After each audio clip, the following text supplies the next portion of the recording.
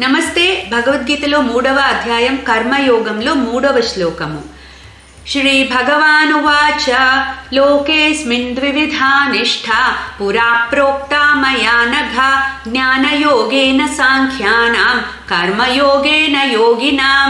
So ముందు శ్లోకంలో అర్జునుడు అడిగాడు, ఓ కృష్ణ, నాకు ఏది శ్రేయస్సు కలిగిస్తుందో ఆ మార్గాన్ని చెప్పు. అంటే బిట్వీన్ కర్మయోగం అండ్ జ్ఞానయోగం, ఈ రెండిట్లో నాకు for which I'm capable to attain మోక్ష అని చెప్పి అడుగుతున్నాడు. ఇక్కడ శ్రేయస్సు అంటే మోక్షం. సో దేని నుంచి నేను మోక్షాన్ని పొందగలుగుతాను అని అడిగినప్పుడు భగవానుడు చెప్తున్నారు, అర్జున, ఈ లోకంలో 2 రకాల నిష్టలు ఉంటాయి. లోకేస్మిన్ ద్వివిధా నిష్ఠ పురా ప్రోక్త మయా నఘ.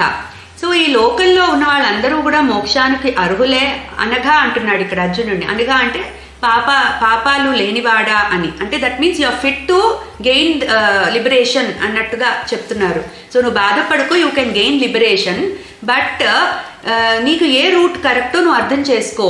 ఈ లోకంలో 2 రూట్స్ ఉంటాయి, ఒకటి జ్ఞాన మార్గం, ఒకటి కర్మ మార్గం.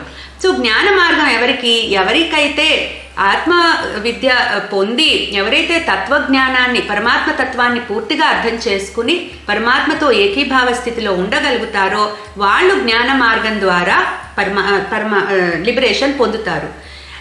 ఇతరులు ఎవరికైతే ఆ తత్వజ్ఞానం లేదో వాళ్ళకి మైండ్స్ ప్యూర్గా ఉండవు. సో వాళ్ళు కర్మ ద్వారా వాళ్ళ మైండ్స్ని ప్యూర్ చేసుకుని అప్పుడు తత్వజ్ఞానానికి అర్హత పొందాలి.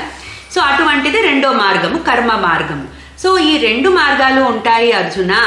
Everybody is fit for liberation, but నువ్వు ఏ మార్గంలో ఉన్నావు, నీ మైండ్ ఏ స్థితిలో ఉందో నువ్వు ఆ మార్గంలోకి వెళ్ళాలి అని ఇక్కడ భగవానుడు చెప్తున్నారు. క్లీం కృష్ణాయ నమః.